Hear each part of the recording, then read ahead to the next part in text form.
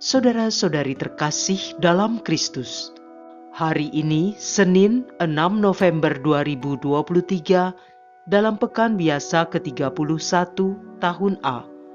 Bacaan dibawakan oleh Bernadette Esther, Mazmur dilantunkan oleh Ivan Suraatmaja, dan renungan ditulis oleh Robertus Suparjo. Selamat menekuni Sabda Allah. Marilah mewujudkan kebaikan bersama untuk hidup dalam damai dan sejahtera.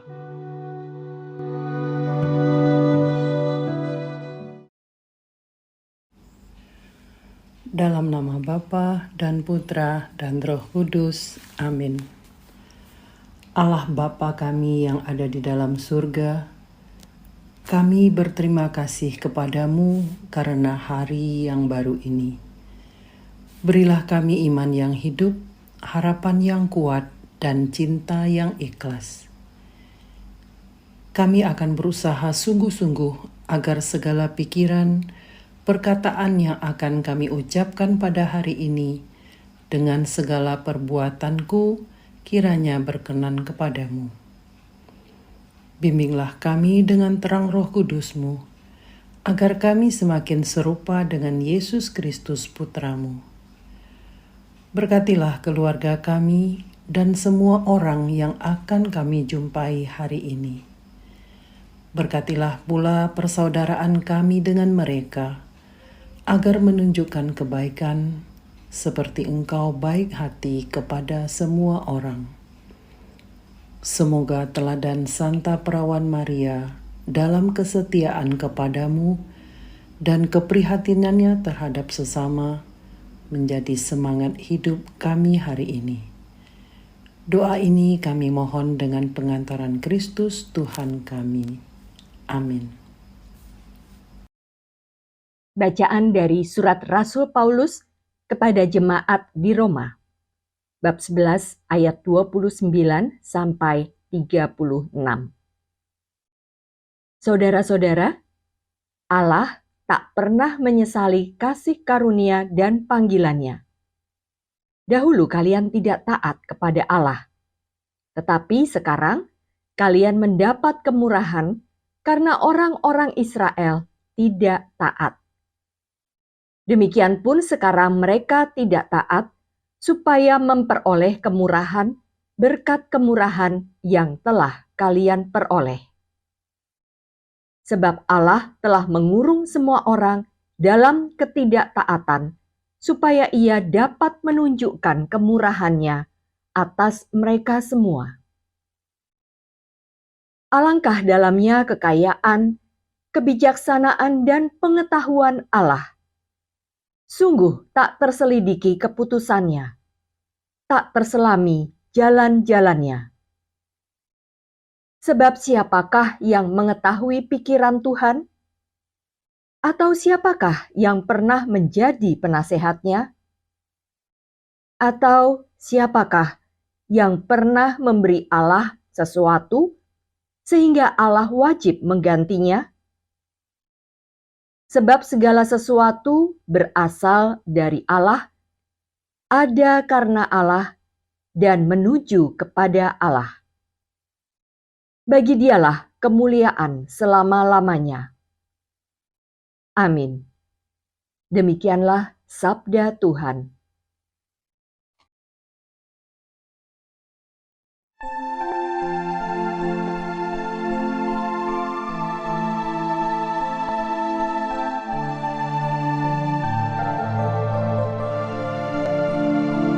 Demi kasih setianya yang besar, jawablah aku ya Tuhan. Aku ini tertindas dan kesakitan, keselamatan daripadamu ya Allah, kiranya melindungi aku. Aku akan memuji-muji nama Allah dengan nyanyian, mengagungkan Dia dengan lagu syukur. Demi kasih setianya yang besar, jawablah aku ya Tuhan. Lihatlah, hai orang-orang yang rendah hati dan bersukacitalah. Biarlah hatimu hidup kembali, hai kamu yang mencari Allah. Sebab Tuhan mendengarkan orang-orang miskin dan tidak memandang hina orang-orangnya yang ada dalam tahanan. Demi kasih setianya yang besar, jawablah aku ya Tuhan. Sebab Allah akan menyelamatkan Sion dan membangun kota-kota Yehuda. Anak cucu hamba-hambanya akan mewarisinya, dan orang yang mencintai namanya akan diam di situ. Demi kasih setianya yang besar, jawablah aku ya Tuhan.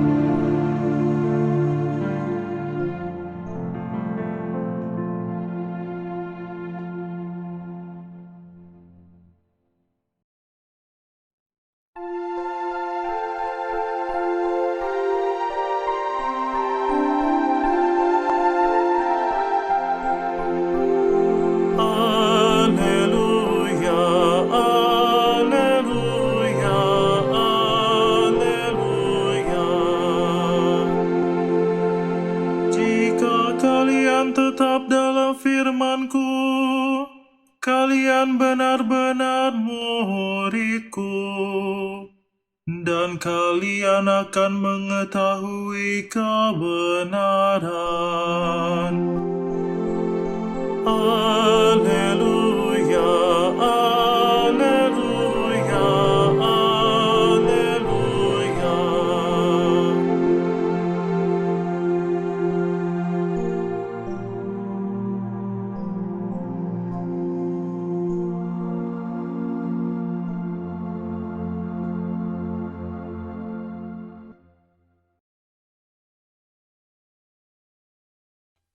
Inilah Injil suci menurut Lukas, bab 14, ayat 12 sampai 14. Yesus bersabda kepada orang Farisi yang mengundang dia makan. Bila engkau mengadakan perjamuan siang atau malam, janganlah mengundang sahabat-sahabatmu, saudara-saudaramu, kaum keluargamu, atau tetangga-tetanggamu yang kaya, karena mereka akan membalasnya dengan mengundang engkau pula, dan dengan demikian engkau mendapat balasnya. Tetapi bila engkau mengadakan perjamuan, undanglah orang-orang miskin, cacat, lumpuh, dan buta.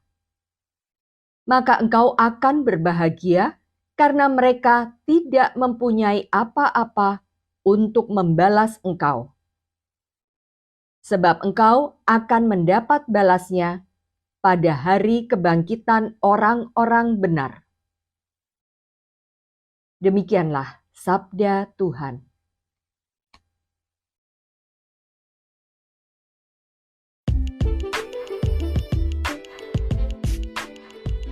Memberi tak mengharapkan kembali. Renungan dibawakan oleh Mary Melinda.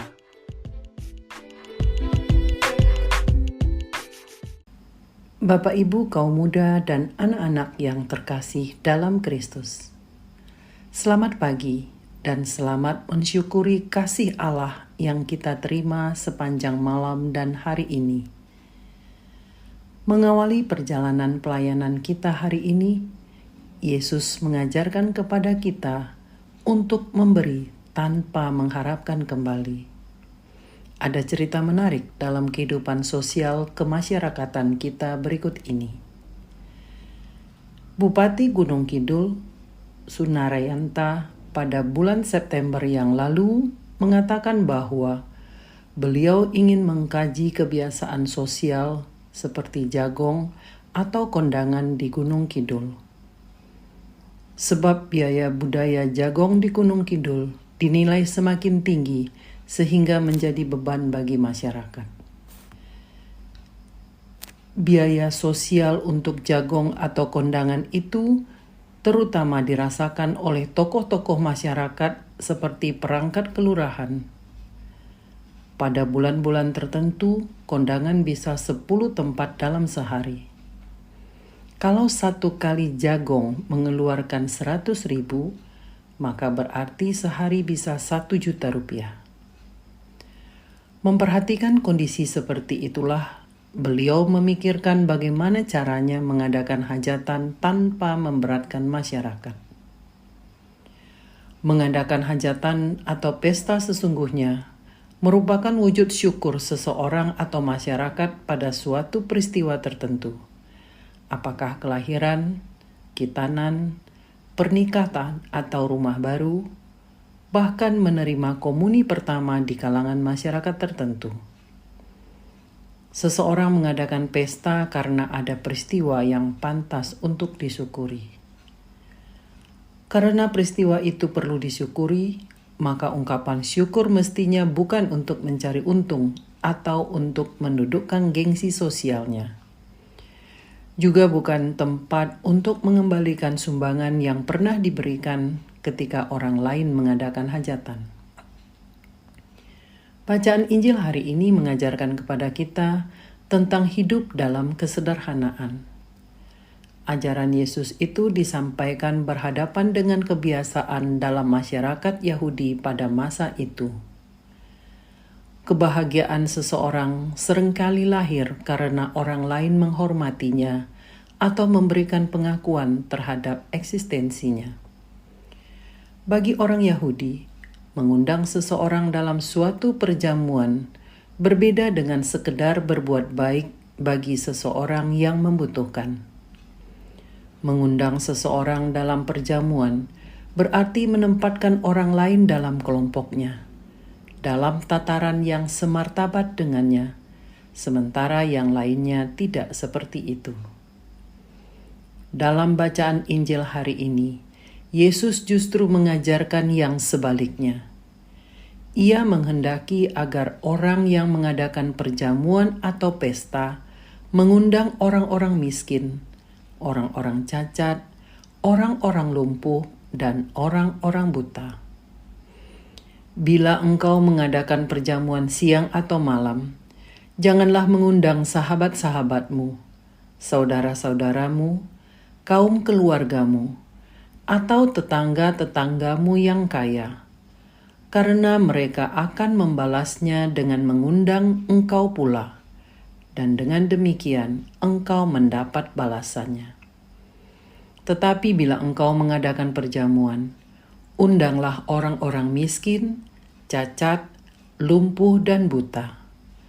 Maka engkau akan berbahagia, karena mereka tidak mempunyai apa-apa untuk membalas engkau.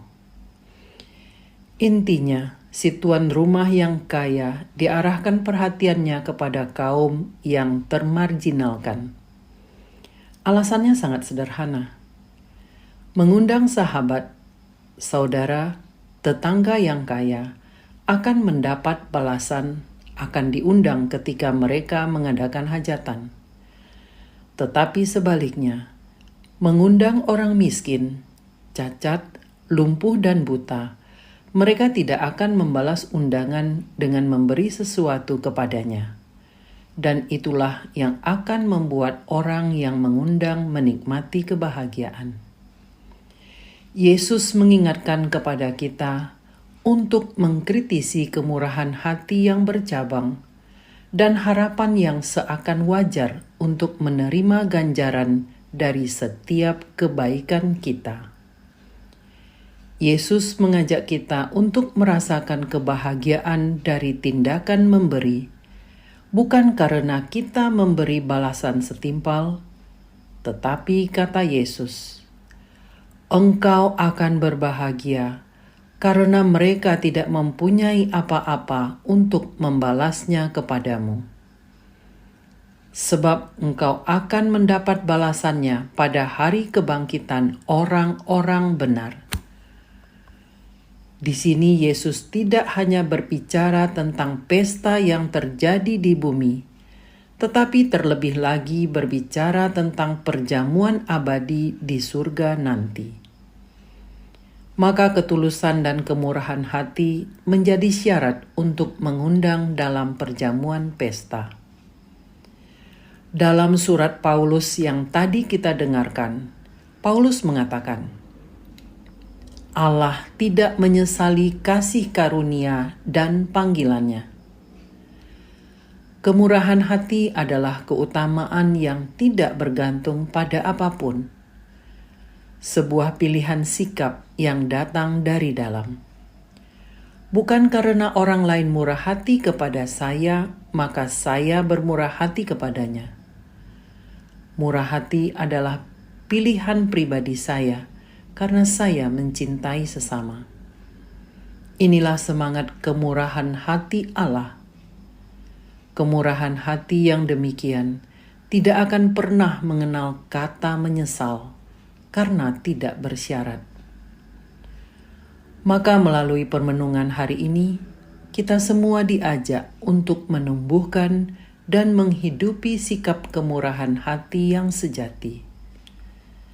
Dengan sikap itu yang akan kita harapkan dalam hidup kita, tidak lagi apa yang bisa aku dapatkan, melainkan apa yang bisa aku berikan.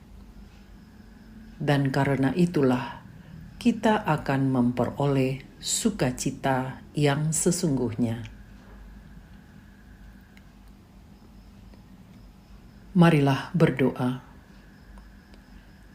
Ya Yesus yang baik, Engkau telah mengajarkan kami untuk memberikan perhatian dan prioritas pelayanan kepada saudara-saudara kami yang termarginalkan, yang miskin, lemah, cacat, lumpuh, dan buta.